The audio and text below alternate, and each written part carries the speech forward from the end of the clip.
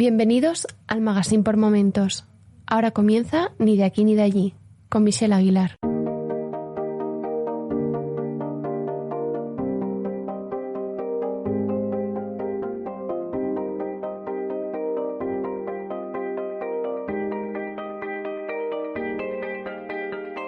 Ni de aquí ni de allí es un podcast donde escucharás las voces de migrantes y las de hijas e hijos de migrantes latinoamericanos en Europa.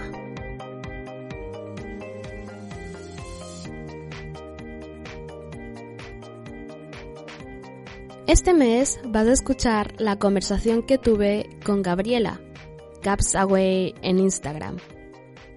Sí, a ella también la conocí a través de Instagram y es una de las personas con las que hablé en septiembre del año pasado.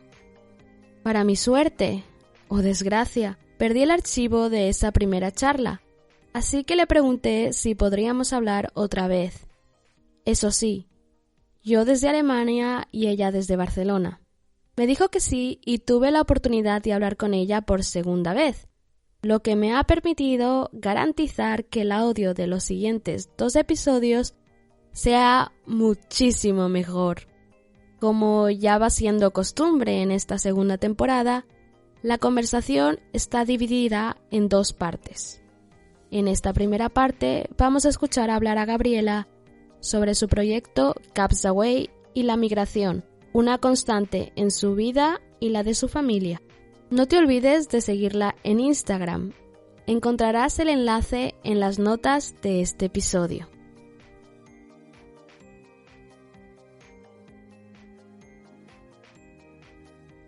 Para empezar, muchísimas gracias por aceptar de nuevo conversar conmigo. Es la segunda vez que me pasa esto de que el archivo se me estropea. Te entiendo. Ya me ha pasado a mí también. Es una faena, pero al mismo tiempo pienso, qué bien, voy a poder hablar con ella de nuevo. Claro, y además, bueno, ya has venido a uno de mis eventos, ¿no? Entonces, pues hay otra perspectiva. Es verdad. Pues, para empezar, ya que has hablado de tu evento, ¿qué tal si nos presentas a tu proyecto y a ti? Bueno, pues yo soy Gabriela y yo tengo un proyecto que se llama Gabs Away, donde organizo eventos sociales, ¿no? La idea es juntar a un pequeño grupo de personas, máximo 12, y intento crear un espacio donde se pueda tener conversaciones más profundas de las que normalmente nos permite nuestro día a día. Entonces encuentro temas que me parecen interesantes, pues por ejemplo este último ha sido la diáspora, y encuentro sitios por la ciudad que también me parecen interesantes y que me gustaría que la gente conozca un poco más. Entonces intento colaborar con negocios locales de aquí de Barcelona para que la gente no solamente conozca el nuevo sitio, pero también que estén apoyando a negocios locales. Y pues de ahí yo dirijo la conversación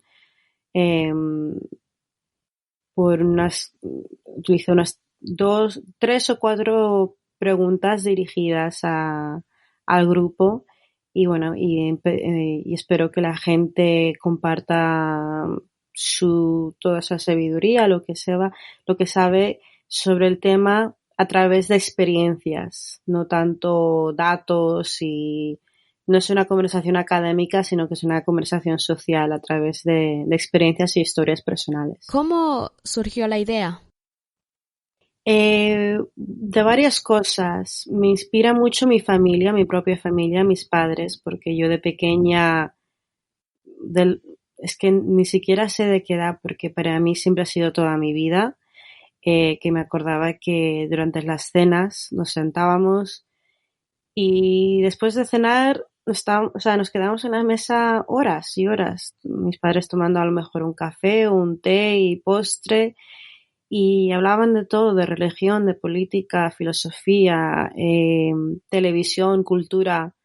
algunas veces los temas no eran tan serios o políticos, a lo mejor está hablando de una nueva película que habíamos visto, pero cualquier tema nunca era algo insignificante para mis padres. Mis padres siempre tomaban ese esfuerzo de, no, ni siquiera sé si era a propósito. Yo creo que mis dos padres, mi padre y mi madre, son personas que les gusta mucho investigar todo lo que se les presenta, y pues era muy natural, y mi hermana mayor, mi abuela, eh, siempre, todo el mundo participaba, ¿no? Y yo todavía no me enteraba mucho, pero estaba presente en eso desde una edad tan joven. Creo que, que me ha ayudado a ser la persona que soy hoy, porque todos mis amigos me conocen de ser esa persona, ¿no? De ver una película, una serie y luego decir, a ver, ¿y qué has pensado? ¿Y cómo te ha hecho sentir? ¿Y por qué te ha gustado? Y, ¿sabes? Esa curiosidad. Y luego lo gracioso es que después de crear todo esto, después de un año, mi padre me dijo que cuando vivíamos en Madrid, él organizaba cosas similares, pero en nuestra casa. O sea, hacía tertulias, ¿no? Eh, y me dio tanta gracia porque dice, pues mira, a lo mejor, ¿sabes? De una forma u otra, estoy siguiendo, ¿sabes? Eh, lo que hacía mi padre. Y bueno, mi familia de mi padre siempre ha sido muy política y siempre ha sido muy vocal, muy expresiva. Y entonces, eso es una de las influencias más grandes que he tenido sobre cuando estaba pensando en qué me gustaría hacer.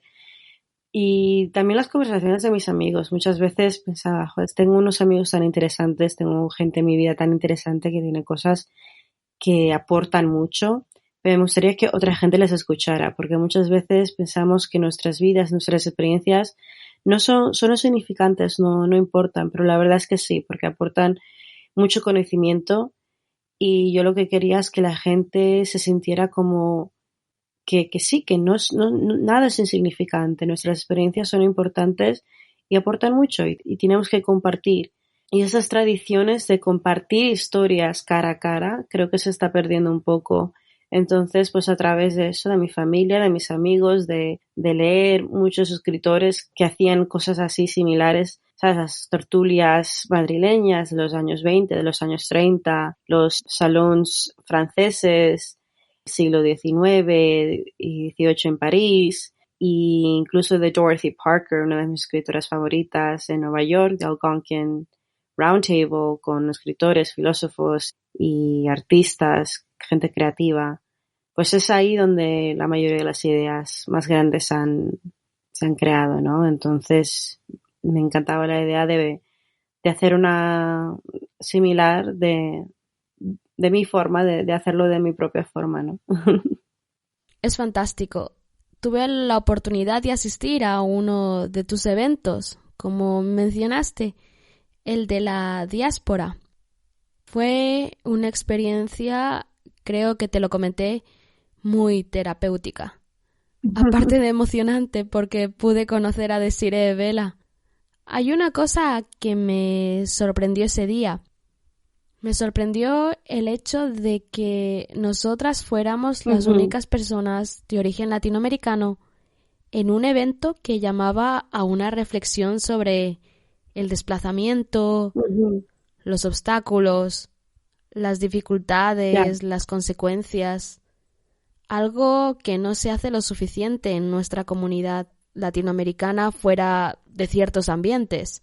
Sí, es verdad, es verdad. ¿A qué crees que se debe? Y una cosa más, ¿por qué decidiste tratar este tema La en uno verdad de es tus que eventos?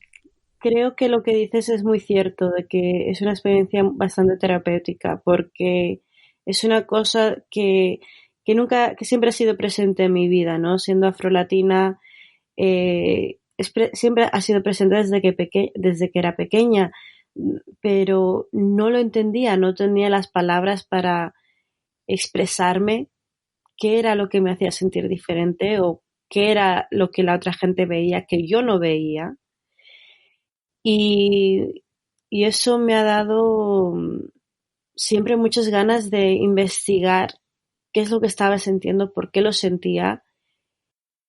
Y bueno, también mi experiencia viviendo en una familia tan multicultural como la mía y multiétnica también, ¿sabes? Y viviendo en tantos países diferentes y teniendo amigos de diferentes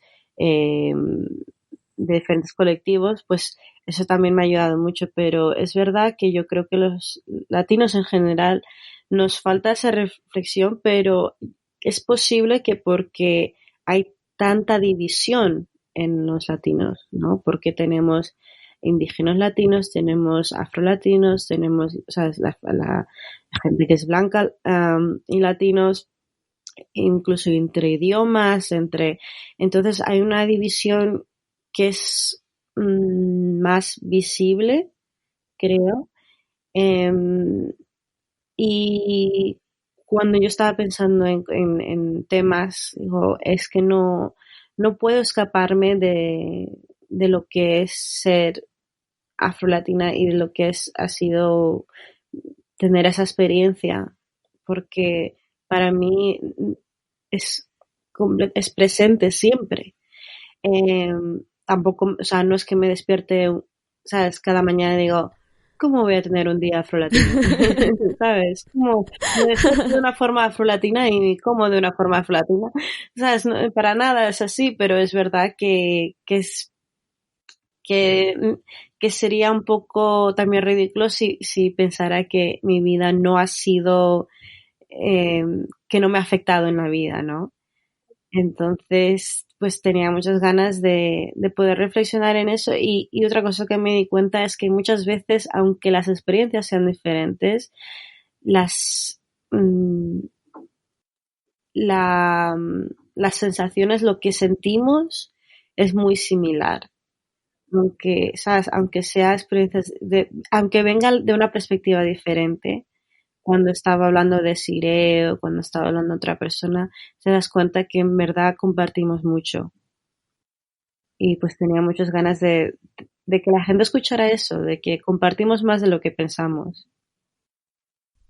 Has hablado un poco de tu familia y de distintos países. ¿Podrías hablarme un poco sobre cómo ha sido tu experiencia de desplazamiento? Sí. Suena muy emocionante.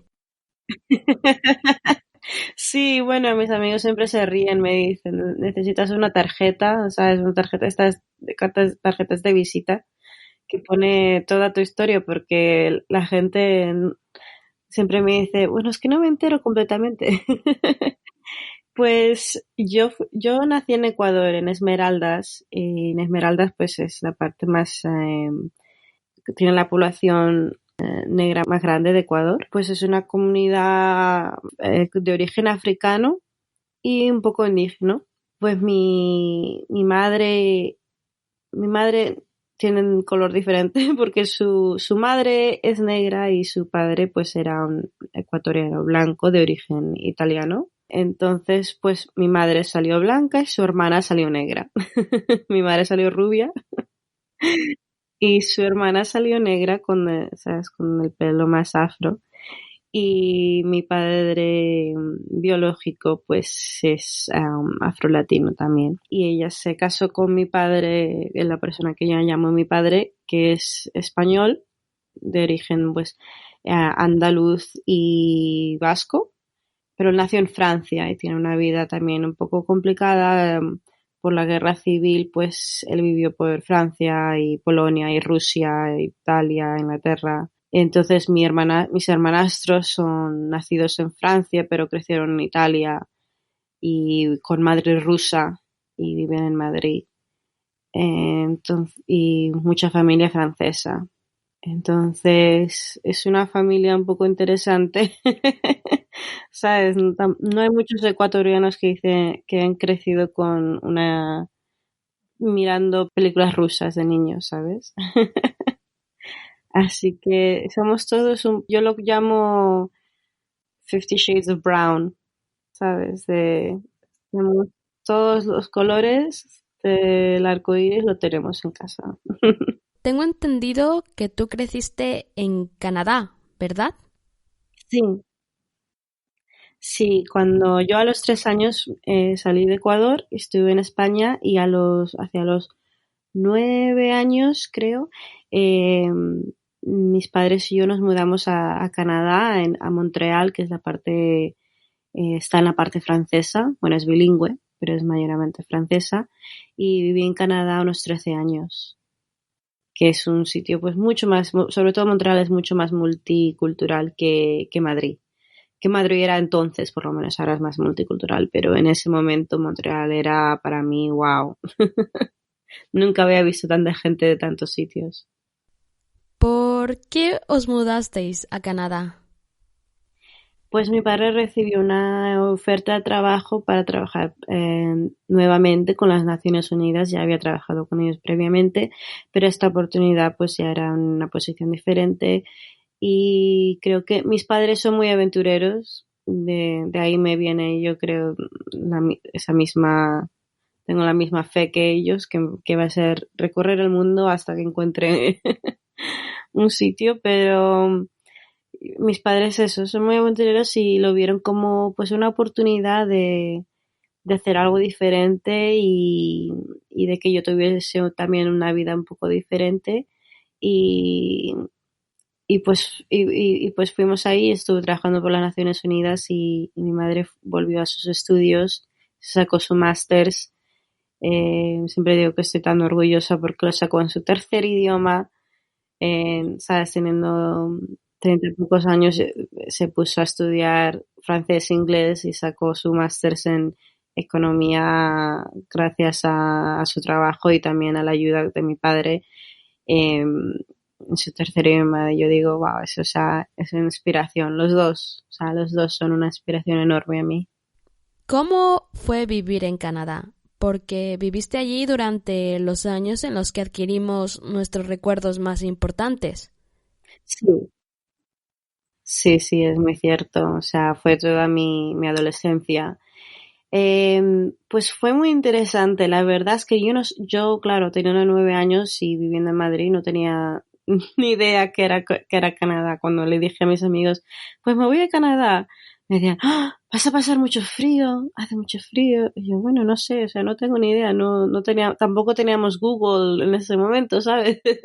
Entonces para mí era como un Estados Unidos. Y llegué y bueno, primero no hablaba inglés y eso era muy difícil, pero yo creo que de una forma u otra, yo igual que mis padres estaba lista para empezar de nuevo también, ¿sabes? No, tampoco me sentí tanta tristeza en irme. Era pues mira, pues vamos a hacer esto y vamos a ver cómo va. Mi hermano y mi hermana se quedaron en Madrid porque ya estaban en la universidad. Y claro, entonces yo fui, no sabía qué esperar y todo era un shock cultural enorme. Montreal es una ciudad muy bueno, es muy europea de algunas formas socialmente, pero es muy americana en que, pues, la gente, en la forma que la gente actúa, cómo habla, cómo hace las cosas, comen a las 6 de la cenan a las 6 de la tarde, eso para mí eso era, no entiendo para nada. Son las 6 es a mi hora de merienda. Entonces había muchas cosas culturales que me daban un shock, pero sí me acuerdo que había muchas cosas que me daban mucha emoción, ¿no? Poder celebrar Halloween, porque lo había visto en películas, ir a la escuela en un autobús amarillo, como las películas americanas que yo había visto, eso me daba mucha emoción.